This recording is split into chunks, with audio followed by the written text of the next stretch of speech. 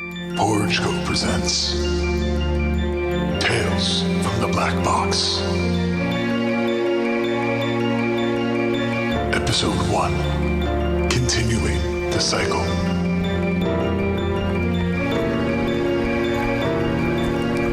Written by Stefan Feibel. Narrated by Jenna Sucato.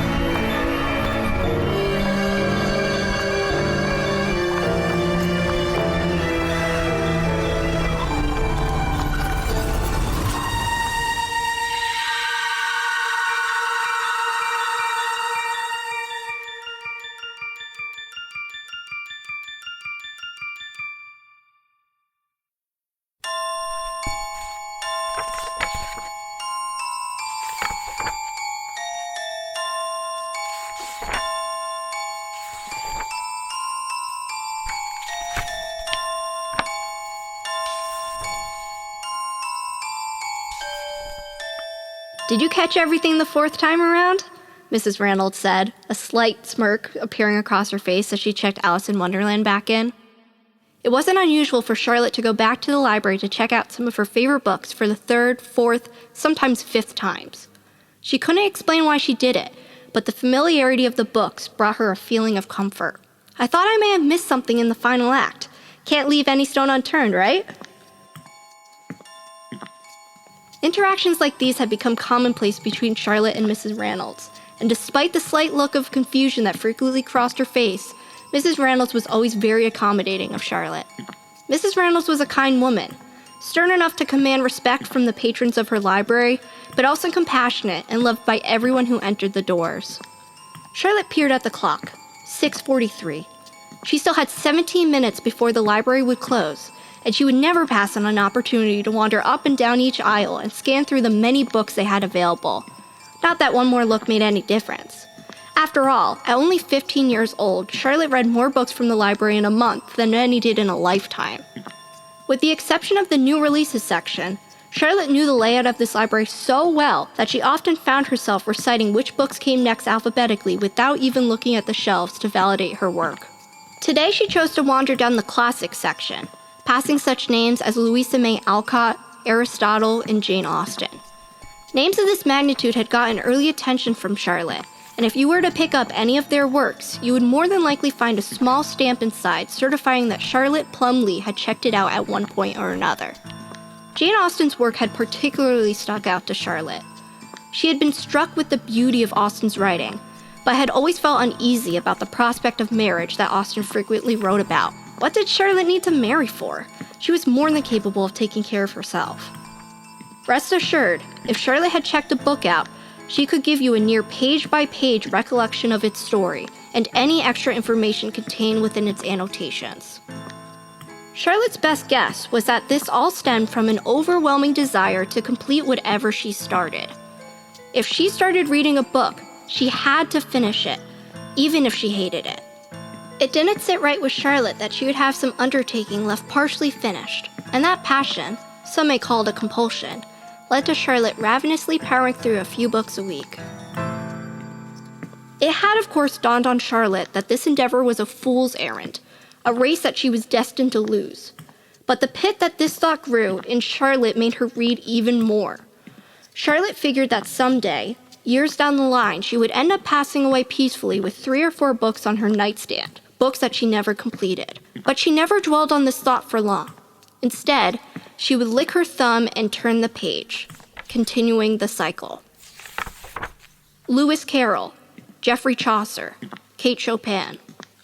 When Charlotte had been very young, her grandmother had read her Alice in Wonderland, and ever since it had been one of her frequent reads. She had lost count of how many times she'd traveled through Wonderland with Alice, but she felt a sense of freedom when wandering through Carroll's magical world. It seemed that in Wonderland, the explorer could create their own rules, tweak the established aspects of reality, and Charlotte couldn't get enough. Charlotte took one more glance at her watch, 6:51. She could work with that. William Faulkner, F. Scott Fitzgerald, Sigmund Freud, John Keats, Jack Kerouac, Rudyard Kipling, Charlotte was already considering checking out Alice in Wonderland again and then grabbing 3 new releases when she noticed a book that she hadn't seen before. It was a big book, easily 600, maybe 700 pages. In a sea of weathered, frequently creased bindings, this book remained pristine. The red binding of the book still shone as if it had been published yesterday. The only exception was the author's name, which appeared faded and altogether unintelligible. And above the author there was no title, no indication that this was anything other than a bound set of blank pages. Charlotte knew that she had to pick this book. It didn't matter what it was. She had to read everything, assuming there was anything inside. And this book had yet to be added to her collection. Charlotte reached up and grabbed the book, and upon pulling it down found no additional information on the cover. This book had no discernible title, no author. On the inside of the cover she saw no publishing information. But then Charlotte opened the book. The pages were littered with photographs, biographies of different people, it seemed. A caption underneath a photo of a friendly-looking man stated, "Richard Alford, loved by some, respected by all." Charlotte continued to scan the page and saw that this book seemed to know everything there was to know about Richard.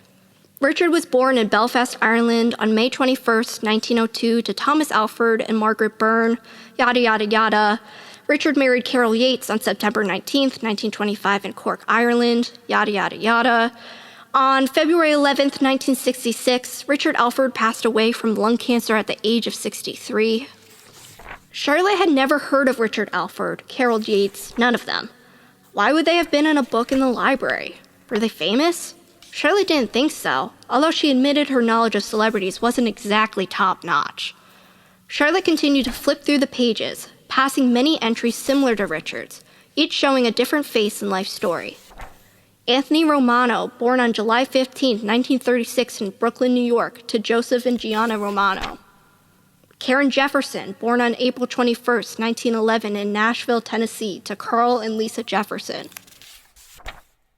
Charlotte assumed that it must be some sort of family heirloom, a scrapbook of sorts that was put together by the family that had, for whatever reason, been misplaced and found itself in the library. As she continued to aimlessly look over the pages, she saw something that caught her eyes.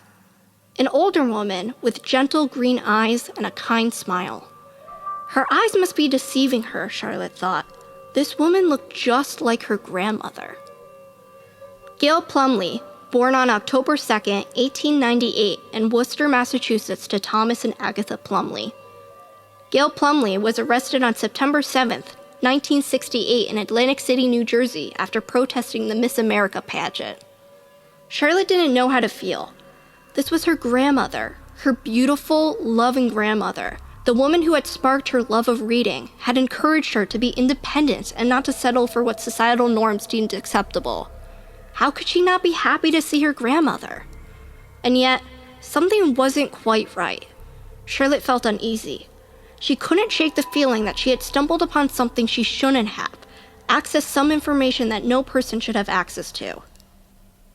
Gail Plumlee passed away on December 14th, 1977, surrounded by her friends and family at the age of 79. Charlotte's rapid heartbeat had slowed nearly to a stop, and she dropped the book, letting it crash to the ground and echo throughout the otherwise empty library. Was she crazy? She raced over to Mrs. Randall's desk, where the librarian was packing things into her bag and preparing to close up the library. "It's 6:57, young lady. We're about to close. Mrs. Randalls, what's today's date?" Mrs. Randalls recognized the concerned fear in Charlotte's eyes, a fear she had never seen from her before, and her sunny disposition quickly became very serious. "Oh, sweetheart, it's August 7th, of course. Stop playing games." Despite a weak chuckle, Mrs. Randalls was clearly not amused. "Of what year, Mrs. Randalls?" "Oh, for goodness sake, of 1972, darling. What's gotten into?" Before Mrs. Randalls could finish her thought, Charlotte was off like a flash, weaving between shelves to return to the book she'd left in the aisle. "Charlotte, I'm closing up. Come back here. What's wrong with you?" Mrs. Randalls' voice grew fainter as Charlotte continued to put distance between them. When Charlotte returned, the book was right where she had left it, resting on the floor, innocuous as can be. Charlotte reached to grab for it, this time more hesitantly than before. She wasn't sure what she expected to happen with the book, but she winced as she touched it, as if it may bite her if she got too close. Charlotte wanted nothing more than to move on, but something was calling her back to the pages. She found her way back to the page again to make sure her mind hadn't been playing tricks on her. Gail Plumlee passed away on December 14th, 1977, surrounded by her friends and family at the age of 79. Having had enough, Charlotte chose to flip to a different page in the book, determined to distance the image of her grandmother, which, once comforting, was now tormenting her. Charlotte heard the click-clack of Mrs. Randall's shoes echoing through the aisle, so she knew she only had a matter of seconds before she was told she had to leave the library. Charlotte looked down once more just to see, but no, surely it couldn't be. Charlotte Plumlee was born on November 26, 1957, to Daniel and Alice Plumlee. Charlotte looked at the photo of herself on the page. She looked the same. No younger, no older. She looked exactly as she did that day, much like her grandmother looked much the same in her own photo. She couldn't remember posing for this photo, nor could she imagine who would be interested in reading a biography on a 15-year-old kid. She turned the page and continued to read. Charlotte Plumlee broke her ankle on September 27, 1967, after falling off her bicycle at the intersection between Culver Road and Flint Street. Charlotte blamed her dog for eating her homework on November 11, 1967, despite the fact she had forgotten to complete it. All at once, the weight of the contents in this book hit Charlotte.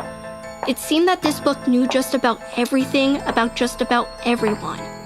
It knew, or at least claimed to know, when her grandmother would die, despite it being 5 years too early. "Charlotte, dear, it's nearly 7. Bring whatever you're checking out to the front so I can lock up." Charlotte glanced at the book one last time. She didn't know for sure that this book was right. After all, she didn't know a Richard Alford. For all she knew, Richard Alford was alive and well. Or better yet, maybe Richard Alford wasn't even real, simply a figment of the author's imagination.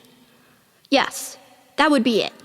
December 14th, 1977 would come and go, and her dear Grandma Gail would be healthy as can be. Charlotte would look back on this moment and laugh at how silly she had been. A 15-year-old girl believing something so absurd? Psh, no thank you. And yet, the thought of what may lie at the end of her section of the book stuck with Charlotte. What if this book did know something? What if she checked the date and found out that tomorrow was her last day? As she walked back towards the front desk, Charlotte started to panic. She found that the floor was quaking beneath her, making each of her steps less sure than the last. She wasn't sure what was wrong with her, but she felt as though the air had been ripped from her lungs, and the door started to darken. Had Mrs. Reynolds turned the lights off on her? "Is this it, dear?" Charlotte gave herself a shake. When her vision cleared, she realized she had made it to the front desk. She lifted her hand and realized she was still clutching the book. "Hello? Charlotte? Are you sure you're all right?" asked Mrs. Reynolds. "You've been acting awfully strange today." "Yeah, I'm fine. Sorry, Mrs. Reynolds. Just felt fuzzy for a moment. Maybe I'm hungry." Charlotte passed the book to Mrs. Reynolds, who looked at the book inquisitively. "Isn't that funny?" Mrs. Reynolds said, a pensive smile coming to her face. "My first husband, Richard, had a book just like this." "I never knew you were married," Charlotte said. "Yes, I was married to my husband, Richard, for over 40 years, if you can believe it. He was a sweetheart, but one day he got sick and, well, best not to dwell on such things." Charlotte suddenly found herself with a new burst of energy, and before she could stop herself, she said, "So your husband was Richard Reynolds?" "Oh, no. Reynolds is my husband's name now. But now that you mention it, I understand the confusion. You see, I've had so many names. I was a Yates until I met Richard, then I became an Alford, and now here I am a Reynolds." Mrs. Reynolds chuckled as she reminisced on her extensive designations over the years. "I'd be more than willing to have a longer chat with you about such matters some other time, but it's about time you get going. Your parents aren't going to be happy as is with you wandering in so late." Mrs. Reynolds passed Charlotte back the book, and she cautiously took it, placed it in her bag, and exited through the grand wooden door of the library. Every rational explanation for how the contents of this book could be fictitious had been erased from Charlotte's mind, and she was left with an aching feeling in her stomach. She didn't know how she knew, but she was certain that whatever information was contained in that book, it must be true. She knew that much like Richard Alford and Gail Plumlee, she too had an end to her story, and that book would know it. As Charlotte began to walk home, she looked over the railing of the nearby walkway and stared into the stream below. She wanted to take the book and fling it as far into the water as she could and try to forget all about it. But she knew she wouldn't. She couldn't. If she started reading a book, she had to finish it, even if she hated it. It didn't sit right with Charlotte that she would have some undertaking left partially finished, and that passion, some may call it a compulsion, led to Charlotte ravenously powering through a few books a week. It had, of course, dawned on Charlotte that this endeavor was a fool's errand, a race that she was destined to lose. But the pit that this thought grew in Charlotte made her read even more. Charlotte figured that someday, years down the line, she would end up passing away peacefully with 3 or 4 books on her nightstand, books that she never completed. But she never dwelled on this thought for long. Instead, she would lick her thumb and turn the page, continuing the cycle.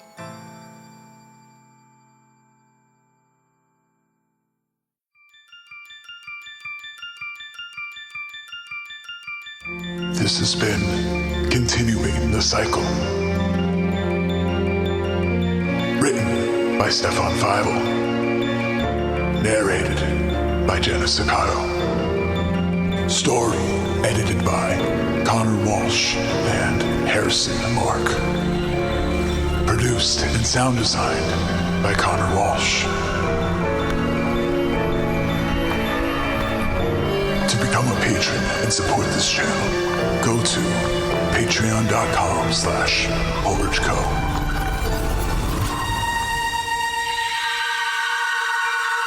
Porridge Co. presents Tales from the Black Box, an anthology series.